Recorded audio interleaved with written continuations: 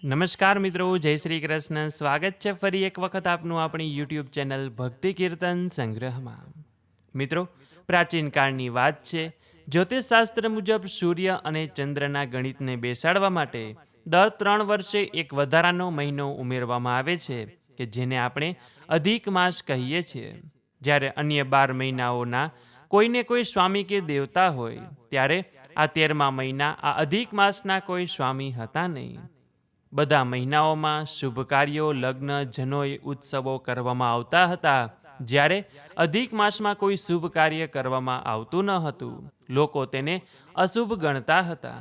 અને એટલા માટે આ અધિક માસ દુઃખી થઈને ભગવાન વિષ્ણુ પાસે વૈકુંઠમાં જાય છે અને ભગવાન તેને પોતાનું શરણ આપે છે અને તેઓ પોતે જ આ મહિનાના અધિષ્ઠાતા દેવ બને છે. અને એટલા માટે આપણા ધર્મમાં અન્ય 12 મહિનાઓ કરતાં આ 13મો મહિનો એટલે કે આ અધિક માસનું મહત્વ વધી જાય છે કે જેને આપણે પુરુષોત્તમ માસ તરીકે ઓળખીએ છીએ. અને એટલા માટે જ આ મહિનામાં ભગવાન વિષ્ણુનું પૂજન કરવાનું મહત્વ બતાવવામાં આવેલું છે. તો આજે આપણે પુરુષોત્તમ માસ મહાત્મ્ય કથાનો 14મો અધ્યાય સાંભળવાના છીએ. સાથે જ પુરુષોત્તમ માસની વાર્તા પણ સાંભળીશું. તો વિડીયો પસંદ આવે તો કોમેન્ટ સેક્શનમાં પુરુષોત્તમ માસ નિમિત્તે જય શ્રી કૃષ્ણ અવશ્ય લખજો. અને જો આપને નિત્ય ઘર બેઠા અનેક તીર્થ સ્થળોના દર્શન કરવા હોય તો વોટ્સએપમાં મારું ગ્રુપ છે કે જેમાં અમે દર્શન કરાવીએ છીએ. તો તેમાં જોડાવા માટે અહીંયા જે વોટ્સએપ નંબર લખેલો છે તેના ઉપર આપ અમને જય શ્રી કૃષ્ણ લખીને મોકલી દેજો કે જેથી કરીને આપ પણ તે દર્શનનો નિત્ય લાભો લઈ શકશો. તો આવો હવે આપણે આ વિડીયોની શરૂઆત કરીએ. અથ શ્રી પુરુષોત્તમ માસ મહાત્મ્ય કથાયામ ચતુર્દશો અધ્યાય વાલ્મીકી ઋષિનો સમાગમ. સુત પુરાણી બોલ્યા કે હે મુનિ શ્રેષ્ઠો, રાજા દ્રઢધન્વા વૈરાગ્ય અને ચિંતાતુર દશામાં હતો.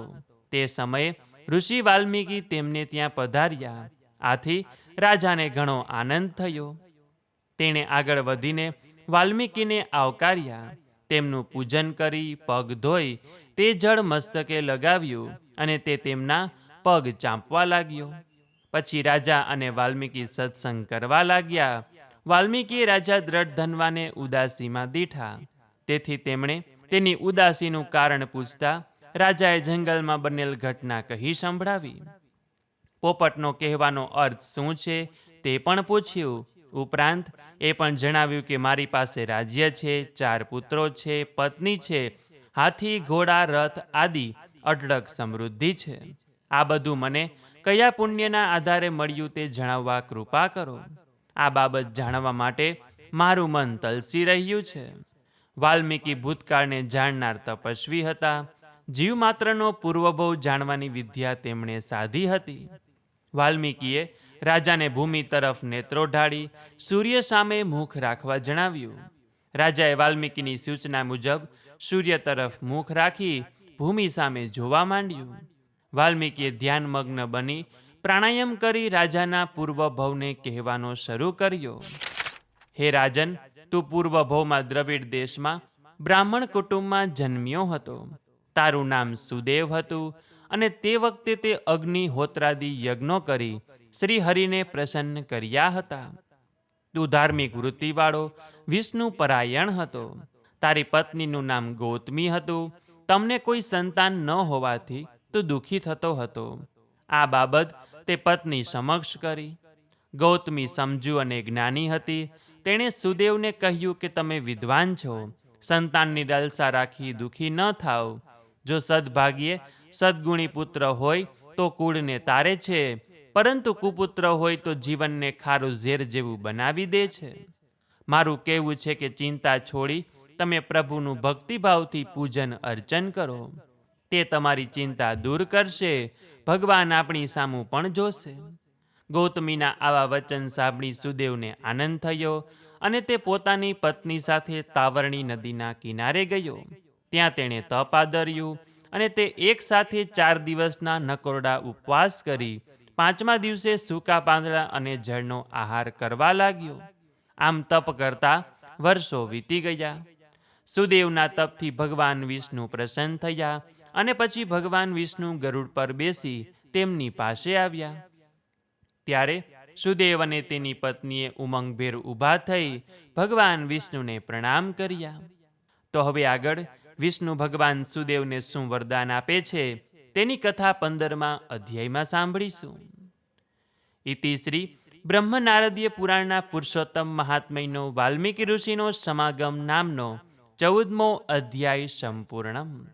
તો બોલીએ શ્રી વિષ્ણુ ભગવાન કી જય, શ્રી પુરુષોત્તમ ભગવાન કી જય.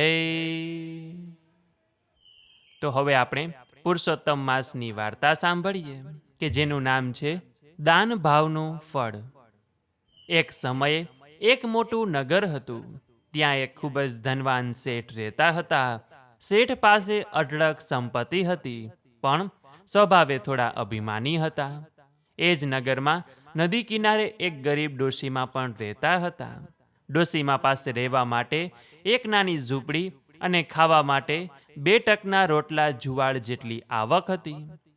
જ્યારે પુરુષોત્તમ માસ આવ્યો ત્યારે નગરમાં અનેરો ઉત્સાહ હતો.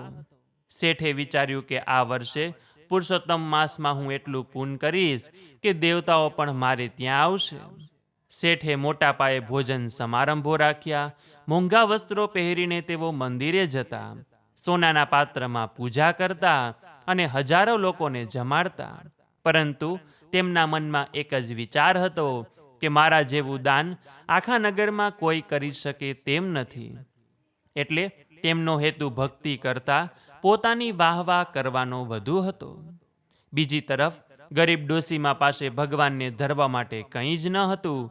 તેમની પાસે માત્ર એક તાંબાનો નાનો લોટો અને થોડા સૂકા ચોખા હતા. ડોશીમાએ મનોમન સંકલ્પ કર્યો કે હે પ્રભુ, મારી પાસે તો ગાય નથી કે હું ઘીના દીવા કરી શકું, કે નથી અનાજ કે હું ભંડારો પણ કરી શકું. પણ હું દરરોજ વહેલી સવારે નદીએ સ્નાન કરીશ અને રેતીના કિનારે પુરુષોત્તમ ભગવાનનું નામ લખીશ. ડોશીમા દરરોજ બ્રાહ્મ મુહૂર્તમાં ઉઠતા, ઠંડા પાણીમાં સ્નાન કરતા અને ભીની રેતી પર આંગળીથી શ્રી પુરુષોત્તમ નમઃ એમ લખતા. તેમની પાસે દીવો કરવા માટે ઘી નહોતું, એટલે તે રેતીનો નાનો ઢગલો કરી તેના પર હૃદયની ભક્તિરૂપી ભાવનો દીવો પ્રગટાવતા. હવે પુરુષોત્તમ માસનો છેલ્લો દિવસ આવ્યો. શેઠે ખૂબ જ મોટો યજ્ઞ કર્યો અને ઋષિ મુનિઓને પણ બોલાવ્યા. તે જ રાત્રે શેઠને સ્વપ્નમાં ભગવાન વિષ્ણુ દેખાયા અને શેઠ ગદગદ થઈ ગયા અને પૂછ્યું કે પ્રભુ, તમે મારો યજ્ઞ સ્વીકાર્યો ને? મારું દાન સૌથી મોટું હતું ને? ભગવાન મંદ હસ્યા અને બોલ્યા કે હે શેઠ, તારા દાનમાં અહંકારનો ભાર હતો. તારું બધું પુણ્ય તો તારી પ્રસિદ્ધિમાં જ વપરાઈ ગયું. પણ પેલી ડોશીમાના રેતીમાં લખાયેલા નામ અને તેના ભાવના દીવાએ મારું હૃદય જીતી લીધું છે. શેઠને નવાઈ લાગી. બીજે દિવસે સવારે તેઓ નદી કિનારે ગયા. ત્યાં તેમણે જોયું કે ડોશીમા જ્યાં રેતી પર ભગવાનનું નામ લખતા હતા, ત્યાં રાત્રે કોઈ અગમ્ય શક્તિથી રેતીના કણ સોનાના કણ બની ગયા હતા. આખી રાત ડોશીમાની ઝૂંપડીમાંથી દિવ્ય સુગંધ પણ આવતી હતી. શેઠને પોતાની ભૂલ સમજાઈ. તેઓ ડોશીમાના પગે પડ્યા. ડોશીમાએ તો બધું જ સોનું ગરીબોમાં વેચી દીધું અને માત્ર ભગવાન સ્મરણમાં મગ્ન રહ્યા. પુરુષોત્તમ માસના પ્રભાવથી ડોશીમાનું શરીર કાંતિમય બની ગયું અને અંત સમયે સ્વયં ગરુડ વાહન પર બેસીને ભગવાન તેમને લેવા આવ્યા. હે પુરુષોત્તમ પ્રભુ, તમે જેવા ડોશીમાને ફળ્યા એવું જ તમારું આ વ્રત કરનાર, વ્રતકથા સાંભળનાર, વિડીયો જોનાર, સાંભળનાર સૌ કોઈને ફળજો, એવી જ આપના ચરણોમાં અમારી પ્રાર્થના છે. તો મિત્રો, આપણને આ વાર્તાઓ પરથી એ શીખ મળે કે ભગવાનને આપણે શું આપ્યું તેના કરતાં કેવી રીતે આપ્યું છે તેનું મહત્વ છે. કરોડ રૂપિયાનું દાન જો અહંકાર સાથે હોય તો તે શૂન્ય સમાન છે. પણ એક સૂકો રોટલો કે એક પ્યાલો પાણી જો અત્યંત પ્રેમથી આપવામાં આવે છે તો પણ તે ભગવાન માટે અમૃત સમાન છે. તો બોલીએ શ્રી વિષ્ણુ ભગવાન કી જય, પુરુષોત્તમ ભગવાન કી જય. તો મિત્રો, આજે આપણે પુરુષોત્તમ માસનો 14મો અધ્યાય સાંભળ્યો. સાથે જ સાચા ભાવથી કરેલું દાનનું ફળ શું મળે તેની વાર્તા પણ સાંભળી. આશા છે કે આપ સૌ લોકોએ પણ અમારી સાથે સાંભળ્યું હશે, આગળના અધ્યાય પણ સાંભળ્યા હશે અને હજી જે બાકીના અધ્યાય છે તે પણ આપ અમારી સાથે સાંભળશો. તો આ વિડીયો પસંદ આવ્યો હોય તો લાઈક કરી તમારા મિત્રોને મોકલી, અમારી ચેનલમાં નવા હોય તો સબસ્ક્રાઈબ કરવાનું ભૂલતા નહીં કે જેથી આવનાર અવનવા વિડીયો આપ સૌને મળતા રહે. તો આ સાથે હવે મને રજા આપો, મળીશું ફરીથી એક નવા વિડીયોમાં. ત્યાં સુધી આપ સૌ લોકોને અમારી ચેનલના જય શ્રી કૃષ્ણ. ધન્યવાદ. મારી સાથે જોડાઈ રહેવા બદલ, મને સાંભળવા બદલ આપ સૌ લોકોનો ખૂબ ખૂબ આભાર.